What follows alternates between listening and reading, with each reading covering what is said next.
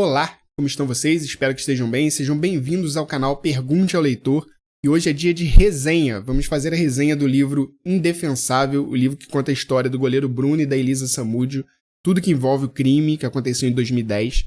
Mas antes, vocês sabem que eu estou começando esse projeto no YouTube, começando o meu canal, trazendo esse conteúdo para vocês. Vocês sabem como é difícil começar esse novo projeto e o único apoio que eu tenho é a sua inscrição. Então peço a você que se inscreva no canal, ative o sininho de notificação para ficar por dentro de tudo que rola por aqui. Eu estou tentando trazer cada vez mais conteúdos de qualidade para vocês, não é fácil. Então dê essa força aí, se inscreva no canal, fique por dentro de tudo que rola e bora pro vídeo. O vídeo de hoje vai ser uma breve resenha sobre o livro Indefensável. Ele conta a história de forma meio que documental, assim, tudo que aconteceu com o goleiro Bruno e a Elisa Samúdio na época, em 2010. Ele foi escrito pelos jornalistas Leslie Leitão, Paula Sarapu e Paulo Carvalho. Eles escreveram esse livro, ele é dividido de forma bem didática, assim. Ele não é em sequência linear na história, mas ele começa, eu acho que de uma forma até bem eletrizante, começando com o sequestro da Elisa Samúdio, como ela foi levada para o sítio lá em Esmeraldas, e eles contam de uma forma assim que você fica apreensivo. Porque, por que está acontecendo? Até porque vocês sabem como que é o desfecho da história. A maioria de vocês devem ter assistido na época, foi em 2010, não tem tanto tempo assim, tudo que aconteceu, o fim que levou a Elisa Samúdio e o fim que levou o goleiro Bruno depois também, e todos os seus comparsas.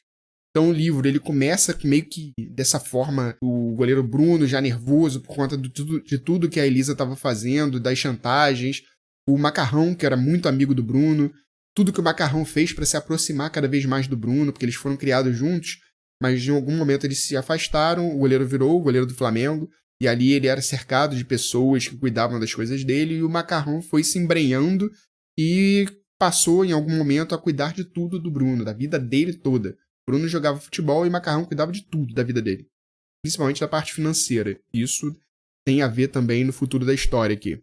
E a partir desse momento, que é bem eletrizante, o livro dá meio que uma parada e conta a história do Bruno desde a infância, pobre, lá em Ribeirão das Neves, lá perto de Belo Horizonte, até a ascensão dele como goleiro do Flamengo e possível goleiro da seleção brasileira na Copa do Mundo.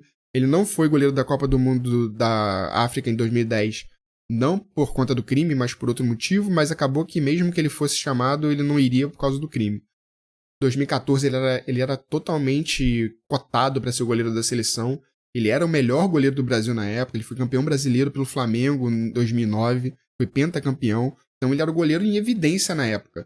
E, por idiotice, cometeu esse crime. Então conta a história deles, tanto do goleiro Bruno, como ele casou, como foi o crescimento dele como profissional. A avó Estela, que ela foi muito explorada na época das reportagens, quando aconteceu o crime. A Elisa conta a história triste da infância dela, foi abandonada pela mãe, foi criada pelo pai, e com 15 anos ela descobriu que o pai abusava da sua irmã menor, então ela fugiu de casa e a partir dali criou sua vida. Conta a história e meio que humaniza também os personagens do livro. São personagens reais, a história é real, mas meio que dá uma humanizada, porque a gente não sabe como que tudo aconteceu. Você conhece o goleiro Bruno, o goleiro do Flamengo, e a Elisa, e tudo que aconteceu a partir dali até o desaparecimento dela. Mas você não sabe como que eles viraram o que eles viraram. E o livro conta isso de forma primorosa, conta bem detalhadamente tudo, tem depoimentos de pessoas que conheceram eles, então tem muitos depoimentos. Eu acho que o livro foi baseado nos autos dos processos, em reportagens, em entrevistas. Então ele é bem detalhado. A partir dali, da história de vida deles, passa para o crime em si, tudo que aconteceu lá no sítio de Esmeraldas, para onde a Elisa foi levada, tudo que aconteceu até o desaparecimento dela. Eu não vou contar como o crime aconteceu, porque é bem pesado, assim, né? Melhor você ler o livro, mas é bem pesada a história, o que o Bola fez. Então, assim, conta detalhes, e são detalhes, assim, que você que não sabe, quando você lê, você dá uma angústia, assim, é complicado. Então, a partir dali, passa para o julgamento, passa para a investigação, toda a investigação até chegarem os culpados, como que descobriram que o Bruno era envolvido, como descobriram que as pessoas eram envolvidas, e depois chega o momento do julgamento, todos foram condenados, não vou contar como foi, mas o julgamento também foi bem eletrizante. aquela briga de defesa, acusação, briga entre defesas, estratégias de defesa, estratégias de acusação. É quase que um thriller policial. Eu acho que poderia ser um filme tranquilamente, tudo que aconteceu aqui. E até que a conclusão ali dos julgamentos. E assim, por mais que você saiba que a justiça foi feita, mas quando você lê a história mesmo, você sente que a justiça não foi tão justa assim. Que não foi... que eu acho que meio que ficou devendo. A sensação que eu tive lendo o livro foi: justiça foi feita? Foi feita. As pessoas que cometeram crime foram condenadas, mas, assim, não foi aquilo que você esperava. Acho que essa foi a sensação que eu tive lendo o livro. Mas o goleiro Bruno hoje, todos os envolvidos, né? Tanto o goleiro Bruno quanto o Macarrão. O goleiro Bruno tá vivendo no Rio de Janeiro. Desde 2019 ele tá solto. Ele tá aí, na verdade, em prisão. Ele tá em semi-aberto, mas ao invés de dormir na prisão, ele dorme em casa. Dorme na casa dele. Ele tem uma casa. Ele tá morando em Cabo Frio, no Rio de Janeiro. Acho que ele tem um comércio lá, ele tá como investidor.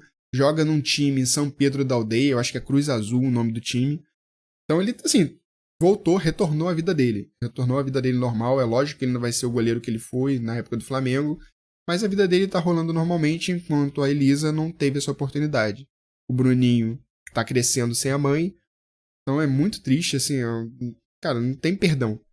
Eu sei que muitos casos de feminicídio acontecem, mas esse caso especificamente, principalmente por ser uma pessoa pública, um goleiro em ascensão, o caso foi amplamente coberto pela mídia. Então é muito triste e você fica dá uma raiva assim quando você lê o livro, porque você percebe que foi por nada, foi por dinheiro, foi por mesquinharia. Então é triste ver como que isso tudo aconteceu. Então eu não vou dar spoiler, espero que vocês gostem do livro, eu vou deixar o link na descrição pro livro. É um livro que poderia ser um filme policial. Não me espantaria se em algum momento isso virar um filme. Mas espero que vocês gostem. É um livro legal, é um livro bom de ler, é uma leitura rápida, é um livro que não é grande, acho que tem 266 páginas. Então em uma semana você consegue ler esse livro lendo devagar. Então espero que gostem mais uma vez. Link na descrição para adquirir o livro na Amazon. Mais uma vez, muito obrigado. Agradeço muito aos novos inscritos do canal. Vocês são importantíssimos para mim, para todos aqui estão. Nós somos uma família. Então seja bem-vindo e até a próxima. Fique com Deus. Um abraço. Fui!